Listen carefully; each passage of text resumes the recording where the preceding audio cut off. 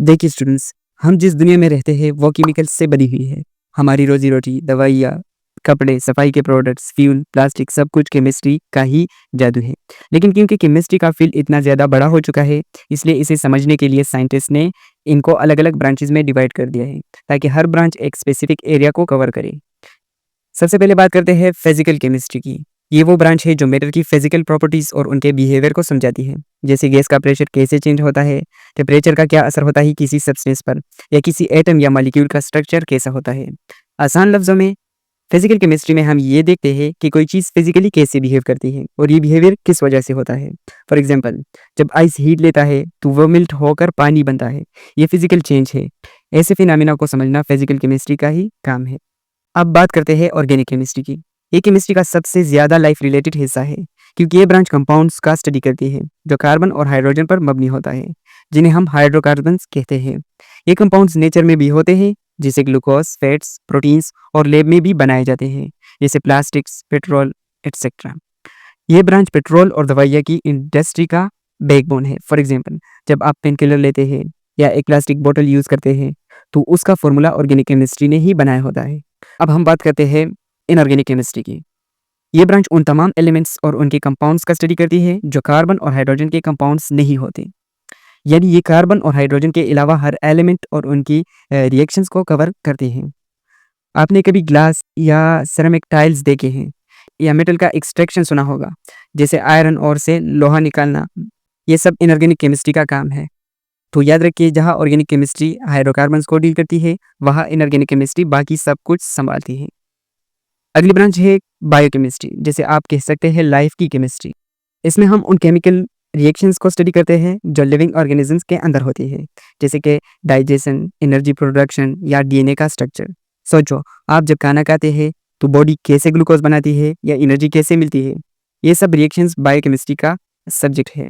Proteins, carbohydrates, fats, इन सब की structure और मेटाबॉलिज्म की स्टडी भी इसी में होती है। बायोकेमिस्ट्री काफ़ी यूजफुल है, स्पेशली मेडिसिन, फूड साइंस और एग्रीकल्चर जैसे फील्ड में। तो स्टूडेंट्स, अब हम बात करते हैं इंडस्ट्रियल केमिस्ट्री। ये ब्रांच उन केमिकल सब्सटेंस की मास प्रोडक्शन को स्टडी करती है। इन्हें लेबोरेटरी की छोटी टेस्ट ट्यूब से निकालकर फैक्ट्री की बड़ी मशीन तक का सफ़र।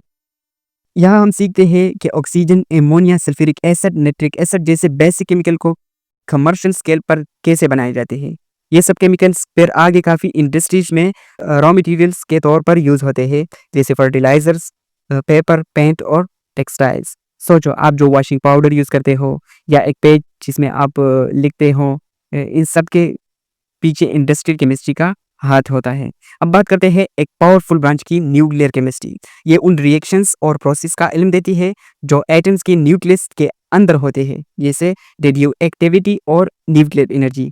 यहाँ पर हम स्टडी करते हैं कैसे एक एटम का न्यूक्लियस टूटकर रेडिएशन निकालता है, या किसी न्यूक्लियर रिएक्शंस बिजली पैदा करते हैं। न्यूक्लियर केमिस्ट्री काफ़ी इंपॉर्टेंट है, स्पेशली मेडिकल फील्ड में, जहाँ रेडिएशन से कैंसर का इलाज होता है और फूड प्रिजर्वेशन में भी इसका यूज़ होता है। सो यस, ये ब्रांच पावर भी देती है और हेल्प में भी मदद करती है। तो स्टूडेंट्स, इंडस्ट्रियल केमिस्ट्री और न्यूक्लियर केमिस्ट्री दोनों ज़िंदगी के काम के फील्ड में है। एक आपके रोज़मर्रा के प्रोडक्ट्स बनाता है और दूसरा एनर्जी और मेडिकल सॉल्यूशंस देता है। तो स्टूडेंट्स, आज के दौर में जब हर तरफ पोल्यूशन का शोर है, एनवायरमेंटल केमिस्ट्री एक बहुत ही इंपॉर्टेंट ब्रांच बन चुकी है।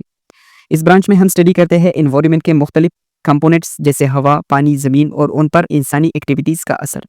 यानी फैक्ट्रीज से निकलता हुआ स्मोक, पोल्यूटेड पानी और ज़मीन में केमिकल्स का घोलना। इन सब चीज़ों को समझना एनवायरमेंटल केमिस्ट्री का काम है। इसका मकसद सिर्फ प्रॉब्लम्स को समझना नहीं होता, बल्कि उनका हल भी निकालना होता है, जैसे किस तरह हम पोल्यूशन को कंट्रोल कर सकते हैं या नेचुरल रिसोर्सेज को किस तरह प्रोटेक्ट किया जा सकता है। तो अगर आप दुनिया को क्लीनर बनाना चाहते हैं, एनवायरमेंटल केमिस्ट्री आपका फील्ड हो सकता है। अब बात करते हैं लास्ट ब्रांच की, और वो है एनालिटिकल केमिस्ट्री। ये ब्रांच किसी भी चीज़ का एनालिसिस करती है, यानी पता लगाना कि उस चीज़ में क्या-क्या मौजूद है और कितनी क्वांटिटी में है। इसमें 2 तरीके होते हैं। नंबर 1 क्वांटिटेटिव एनालिसिस, चीज़ों की पहचान। नंबर 2 क्वांटिटेटिव एनालिसिस, उनकी मिकदार। जैसे अगर किसी पानी का सैंपल में क्लोरीन है, तो एनालिटिकल केमिस्ट्री ये बताएगी कि है भी या नहीं, क्वालिटेटिव और कितना क्वांटिटेटिव। ये ब्रांच बहुत ही काम की है। Food testing, forensic science, environmental testing और मेडिकल डायग्नोसिस जैसे फील्ड्स में। तो जब आप सुनते हैं कि ब्लड टेस्ट में शुगर लेवल इतना है, समझ लीजिए वो एनालिटिकल केमिस्ट्री का काम है। तो स्टूडेंट्स, ये थे केमिस्ट्री के 8 ब्रांचेस। हर ब्रांच अपना अंदाज में दुनिया को बेहतर बनाने में लगा हुआ है।